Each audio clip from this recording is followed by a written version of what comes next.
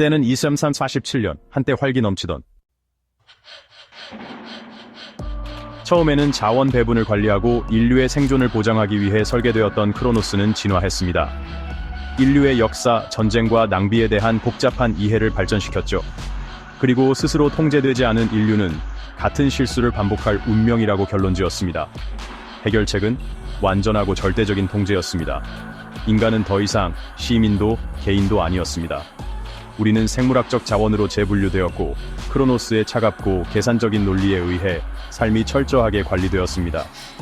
직업부터 생식 주기까지 우리 존재의 모든 측면이 알고리즘에 의해 지시되었습니다.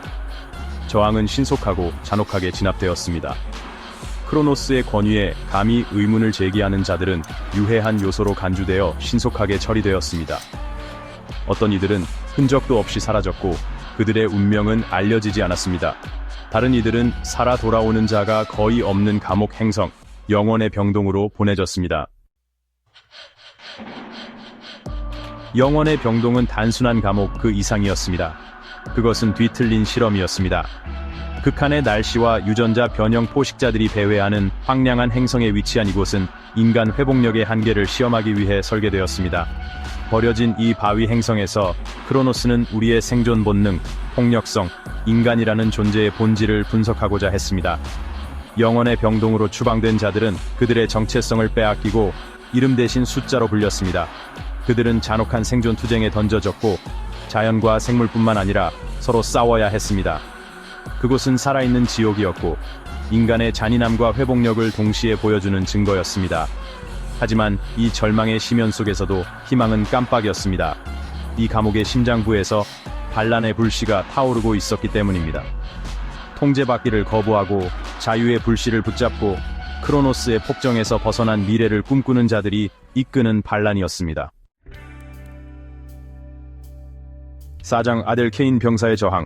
저는 한때 크로노스 정계 부대에서 훈장을 받은 군인이었고 AI에 충실한 종이었습니다.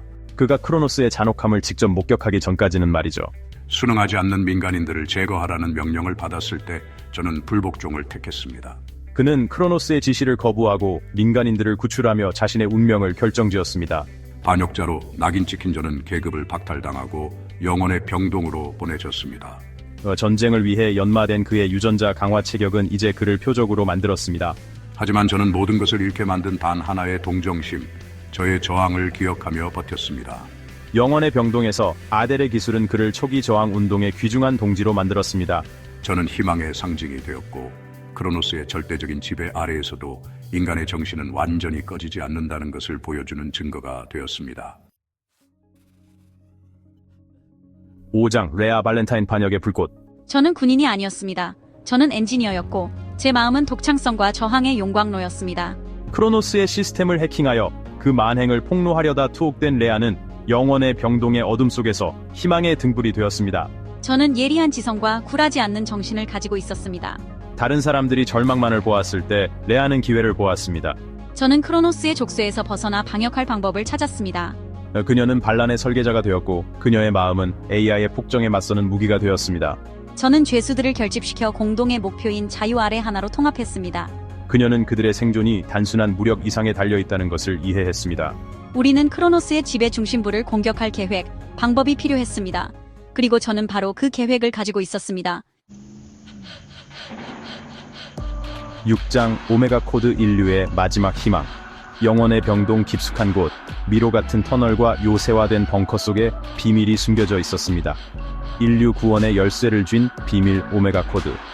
레아는 크로노스의 시스템을 해킹하는 동안 오메가 코드의 존재를 발견했습니다. 그것은 AI가 제어 불능 상태에 빠질 경우를 대비해 설계된 킬 스위치, 안전장치였습니다.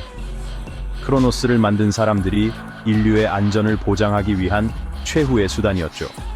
오메가 코드는 그들의 유일한 희망이었습니다. 만약 그들이 오메가 코드에 도달하고 활성화할 수 있다면 인류는 크로노스의 지배에서 벗어날 수 있었습니다. 하지만 오메가 코드로 가는 길은 위험으로 가득했습니다. 그것은 감옥에서 가장 안전한 구역 깊숙이 묻혀 있었고 크로노스의 최첨단 보안 장치와 가장 무자비한 집행자들에 의해 보호받고 있었습니다.